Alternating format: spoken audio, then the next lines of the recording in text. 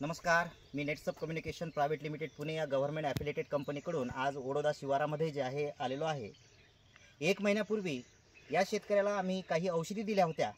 1 महिन्यापूर्वी काही जो बाग आहे त्याची क्लिप पण मी काढलेली आहे आणि त्या क्लिपचा पण व्हिडिओ मी या ठिकाणी टाकणार आहे। कारण मी सांगताना त्यांना सांगितलं की आज जरी ही परिस्थिती असली तरी 1 महिन्यामध्ये या बागाची संपूर्ण परिस्थिती मी बदलवल्याशिवाय राहणार नाही आणि ती परिस्थिती काय बदलली कशी बदलली हे ते व्हिडिओच्या माध्यमातून तुम्हाला बिफोर आणि आफ्टरच्या माध्यमातून समजणारच आहे।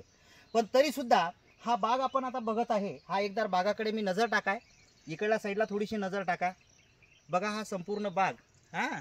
आणि पहिली क्लिप 1 महिन्यापूर्वीची जे मी तुम्हाला टाकेल तो बाग, या दोन बागामध्ये काय परिवर्तन आढळलं हे आपण आपल्या डोळ्यांनी सुद्धा सांगू शकता।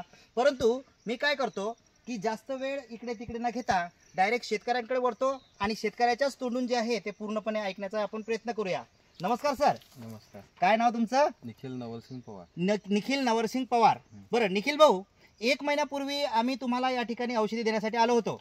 तर हे औषधी चांगले आहेत, गुणकारी आहेत, हे कोणी सांगितलं तुम्हाला? दरबार सिंग निकम साहेबांनी सांगितलं। म्हणजे अगोदर त्यांनी त्यांच्या प्लॉटवर प्रयोग केले होते आणि त्यांना वाटलं की माझा जर चांगला झाला तर 2 लोकांचा अजून चांगला व्हावा म्हणून तुमच्यापर्यंत ते आले होते। तर 1 महिन्यापूर्वी या बागाची परिस्थिती कशी होती? गंभीर होती एकदम। थोडं जोरानं बोला म्हणजे लोकांना समजेल। गंभीर होती, खूप गंभीर होती। म्हणजे काय कशा पद्धतीची होती, काय काय होता प्रादुर्भाव, काय होतं?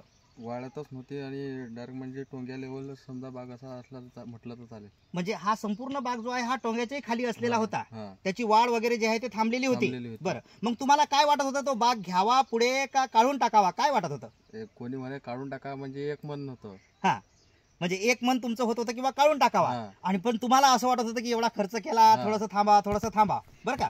मग तुम्ही काही रासायनाचे डोस वगैरे बी टाकले होते का? टाकले होते। कोणते डोस टाकले होते तुम्ही रासायनाचे? डीएपी आपलं 10-26-26 डीएपी टाकलं होतं, 10-26-26 टाकलं होतं, पोटॅश टाकलं होतं। बरं, एवढं टाकून सुद्धा त्या बागामध्ये काही परिवर्तन आढळलं का तुम्हाला?